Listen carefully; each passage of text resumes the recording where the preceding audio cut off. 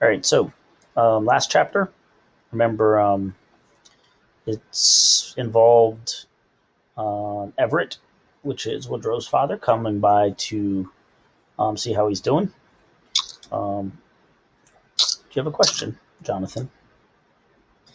No, sorry. Yeah, turn off your mic. So, Everett seemed nervous in the house. He didn't feel comfortable, just partially because he's very poor and he's in this nice house and he's just like, kind of like embarrassed. At the end of the chapter, we also see that Woodrow notices there was a woman in Everett's car. So he probably believes that his father has been seeing some other woman. Again, we don't know what happened to Belle. All right, chapter 10. Granny, Grandpa, and Mama got their heads together and came to a decision about mine and Woodrow's habit of running to every picture show that came to town. Picture show being movie. I thought the new law was dumb. It said children should spend as much time as possible in the fresh air and sunshine. Therefore, no movie going or even television watching was allowed during daylight, except when the weather is bad. All right, so there's a new law. What's the new law? Which is basically just a rule for them. What is the new law for them? What is the new law? They can't go out. They can't go watch TV or Exactly right. go to So, movies yep, can't watch in TV the daytime. or movies during the day. Do your parents put any restrictions on your television slash computer slash phone? Do your parents do that to you guys at all or no? Nope. Yeah, something that they should probably be doing. The only reason they don't No, do Mister. that I don't play on the electronics like that. I just go outside. Yeah, I think it's actually good for you guys to go outside and play. I Obviously, ride my bike and I pop wheelies up and down the streets. nice. Yeah, it's good to be outside, man. You need to exercise, especially as you're young. Unfortunately, right now we're in a pandemic, so nobody can do anything. But generally, what you should be doing is being outside. It's just good. It said, all right, so now that meant rain or freezing cold. Since we saw no hope at all for cold that spring, Woodrow and I prayed a lot for rainy Saturdays. Because Rocket Man was being serialized and Tarzan and Roy Rogers took turn as the main features afterwards. These were all just TV shows. But for reasons unknown to us, God did not want us to see these shows. He did, however, give us an okay on Alfred Hitchcock's Rear Window by sending rain one Sunday afternoon. So Rear Window is a movie. It's actually a pretty good movie. I think I've seen like pieces of it.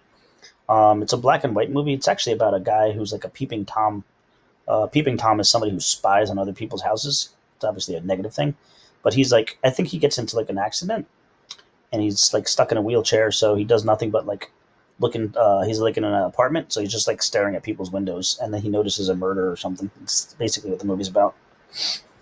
From Granny's porch, after church, we gleefully watched the first drops splatter on the walkway. Show starts at 1:30, Woodrow said. We'll just have time to eat dinner first. In the living room, Grandpa and Porter were sharing sections of the Sunday paper, which already had been carefully dissected by Woodrow before church. He had developed a compulsion to be the first one to read the paper on Sunday mornings. Mama and Granny were busy in the kitchen with pot roast and potatoes and biscuits and gravy, peas and carrots. Can we help? Woodrow asked. Mama and Granny were both startled enough to stop what they were doing and look at him. Help? In the kitchen? Boy, have you had a hard lick on your head? Oh, the sooner we eat, the sooner we can go to the show, he said. The show, Mama said, and she looked out the window. Oh, I see, it's raining. She and Granny exchanged one of those amused grown-up looks that said, ain't they cute. We'll set the table, Woodrow said. That's when Porter came in from the living room, ignorant of our conversation, I think, and he said to Mama, Oh, let's go see Rear Window this afternoon. It starts at 1:30. Oh, is that what's playing, Mama said, as she carried a pitcher of iced tea to the dining room table right there beside the kitchen. I don't care about it, but the kids are chomping at the bit to go. Why don't you take them? Yeah, Woodrow said, without even consulting me. Why don't you? Oh, brother. Me and Porter and Woodrow at the movies together. It was at this precise moment that my head started to hurt. Now, again, she does not like her stepfather, Porter, so now she's like upset. Is that okay by you, Jip? Porter said to me. Jip, now we're going to start with this buddy-buddy stuff. I shrugged and I slapped one of Granny's blue willow plates onto the dinner table. I reckon so, I mumbled. What else could I say when it was put to me like that in a room full of people? I couldn't say I'd rather stick pins under my fingernails, which I would. There was a silence you could just about bump into, and I knew the grown-ups were reviewing the situation. Thinking, when is this young'un going to drop her grudge against Porter? Well, I could tell them when. Never. Isn't it nice of Porter to take you to the show? Granny said to me sweetly. Too sweetly. I guess Porter left the room about then because when I glanced up, he was gone, and Mama with him. I could imagine them discussing the upcoming event and how to manage me. How come you don't like Porter? Woodrow surprised me by asking. He makes me sick, I said, low enough for Granny not to hear. I think he's keen, Woodrow said. Keen? Where'd he pick that up? Nobody said keen except maybe Jughead in the Archie comics. So Archie's a comic from the 1950s. Actually, let me show you a picture of it. Probably have it.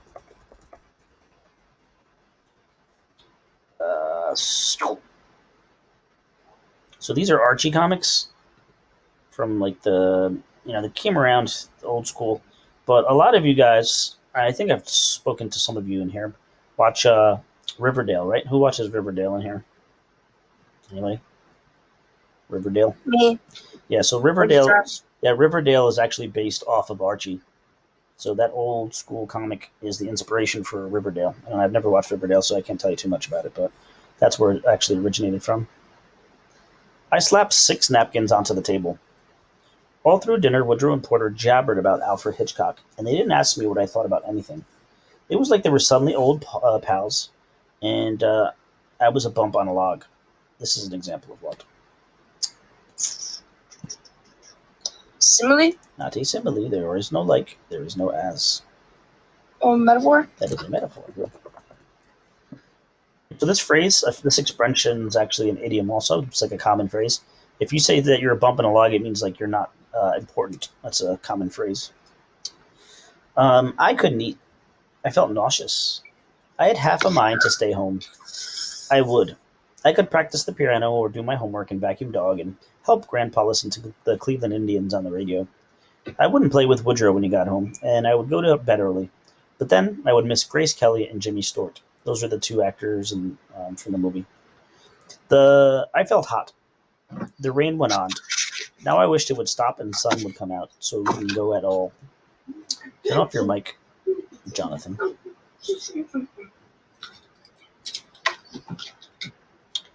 right. Mama was eyeing me. I'll declare she could read my mind. Porter drove us down to Main Street and parked his car in front of the Ben Franklin dime store. Then we walked next door to the theater. 3 whole tickets, Pearl, Porter said to the little woman in the ticket booth. I can't get 'em in for half fare anymore. They're both 12. That's what you get for marrying a ready-made family, Porter Dodson, Pearl said. That'll be 90 cents. So how much is each ticket worth? 90 cents, mister. That's not how much. That's cheap. 90 cents for what? For a ticket. No. Well, no, 30 cents for Yeah, each 30. ticket. Yeah, they're 30 cents a ticket. Yeah, so I think nowadays the going rate's it might actually be even higher than 15. It's pretty expensive now, man. They're not expensive Yeah. now. They're like 40 or 30. It's going to be interesting to see what happens with the movie theaters now. I know a couple of chains are closing, like Regal Cinemas. But I have a feeling somebody's going to wind up buying them and opening them up later themselves. I have a feeling. Watch Netflix wind up buying all these movie theaters. Oh, yo, that'd be pretty cool. Yeah, something's going to happen. A Netflix movie theater? Yeah, well, they were. I That'd think be somebody was cool. saying that they were actually planning on doing it, but this was before everything, all the COVID and stuff happened. But the movie industry makes so much money, I can't see them closing all of them down. Facts. They make $3 billion a year at least. Yeah. Hey, Gypsy, she went on. Hey, Bell's boy, what's your name again, Woodrow? Oh, yeah, that's right. I'll remember you next time. Did you know I used to sell your movie tickets to your mama and your Aunt Love when they weren't even big enough to see up here in the ticket booth? Oh, did you? Woodrow said. Did they have to wait for it to rain? Huh? Pearl said. But Porter was pulling us along and I was trying to keep up. I was thinking either I would have to sit between them, in which case Porter would have to be on one side of me, or I would have to put Porter between us, in which case Porter would hog all of Woodrow's attention. Putting Porter between me and Woodrow wasn't even an option for me, but it looked like that was Porter's way of manipulating when we found 3 empty seats together in the balcony. He maneuvered Woodrow into the seat against the wall. Then he started to follow, but I darted in front of him quicker than a hummingbird, and I got into the middle seat. Porter scratched his head, and then he cleared his throat, but he said nothing. I turned my back to him, and he pulled my knees up to my chin, facing Woodrow. But it was simply not my day. The two of them leaned in and started talking over my head like I wasn't even present. Then the movie started and then nobody talked.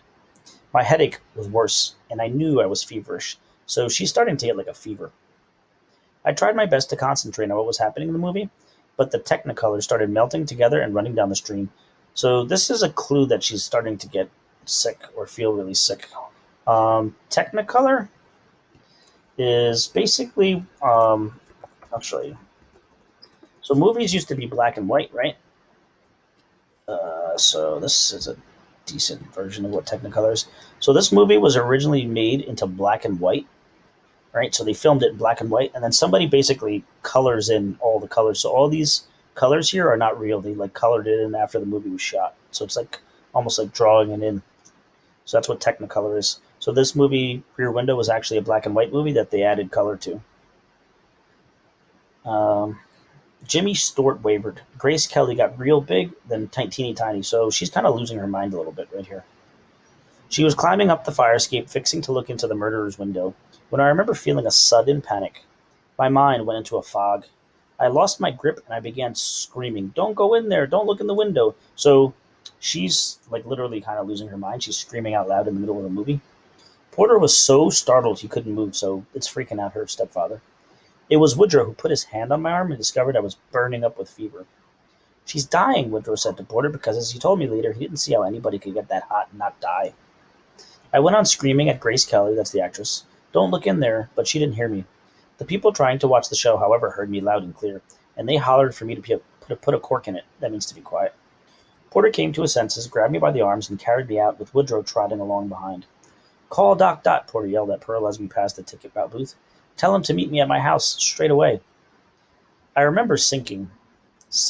I was hot and so sad.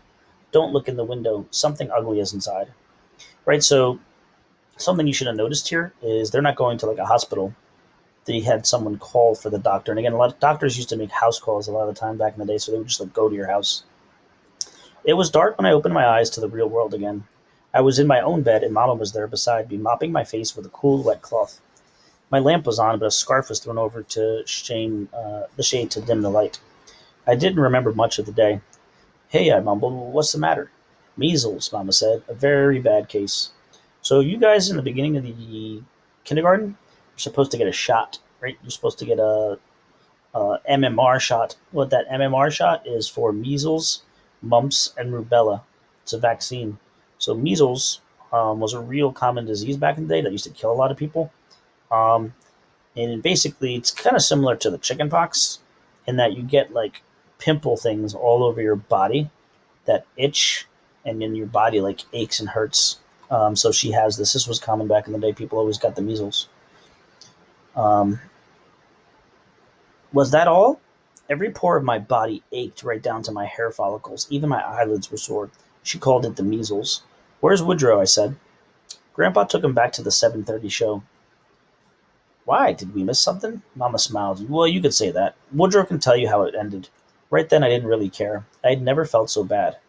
"Porter's in bed too," Mama said. "Doc had to give him a sedative." "How come?" "You scared him nearly to death. You were delirious, and he thought you were having some kind of fit." "Do I have to go to school tomorrow?" No, you're not going to be back until September, when this term is over next week. You'll have to stay in bed in the dark for at least 10 more days." "In the dark?" "Well, only dim light. No reading. Measles has been known to settle in the eyes." So, similar to the coronavirus, right? They're probably afraid that she's going to spread this measles, so they're like keeping her in the house.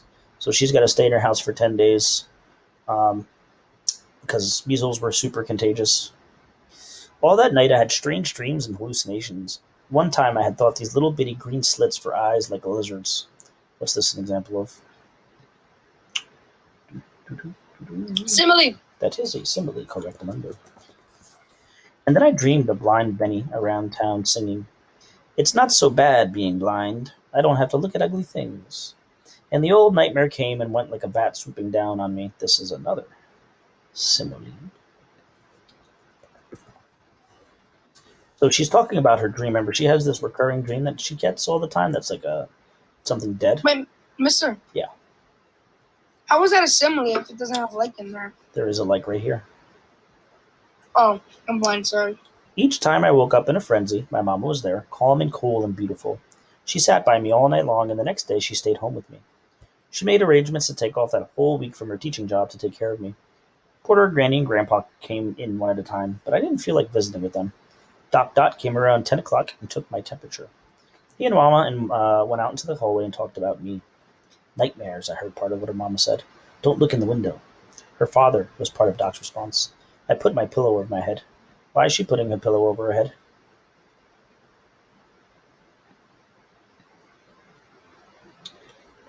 Why is she? Inside? Out in the sunlight? Nope, not about the sunlight. Why would she put a pillow over her head? Not women. Exactly right, so she doesn't want to hear what they're saying.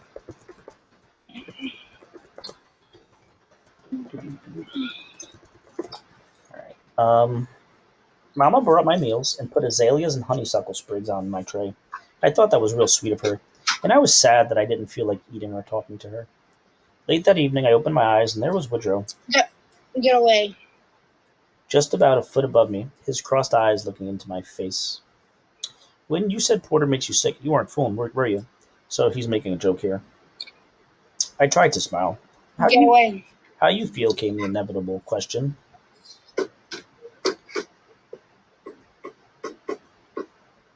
Well, one minute I'm afraid I'm going to die, and the next minute I'm afraid I'm not. So she makes a joke as well. He grinned. We heard that line from Minnie Pearl on the Grand Ole Opry last Saturday night. That's a TV show. They might actually still be on.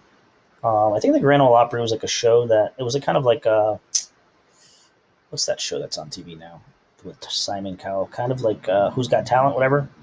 It's that type of show, but a lot of the times I think it was more like comedians and country music. So like country music being played. Woodrow sat down in his chair beside my bed. Have you heard the expression cute as a speckled pup? He said, sure. Well, that's what comes to mind when I look at you, Gypsy. He was trying to be nice. So again, the measles, you would get like dots all over you. Let's see if I have a picture of measles. Yeah, so it's spunk. Yeah, see that? That's what measles does to your body. You get all those dots all over it. Not nice and itchy and painful. I never had the measles, but I had something called chicken pox, which was similar. And I actually have scars in my face from like scratching it. They stunk. Well, that's what comes to mind when I look at you. He's trying to be nice. Am I speckled? Yeah, you're one big speckled near about. You want a mirror? No. You want to know how the show ended? To tell you the truth, Woodrow, I don't remember how it started. No. Okay, time for medicine, Mama said as she came into with a small glass of something liquid. What's that? Woodrow said. Oh, it's just a little hot rum to help Gypsy sleep. The Doc Dot ordered it. Yeah, so again, something that they don't do nowadays, but they used to give kids alcohol to help them sleep. Not really advised now.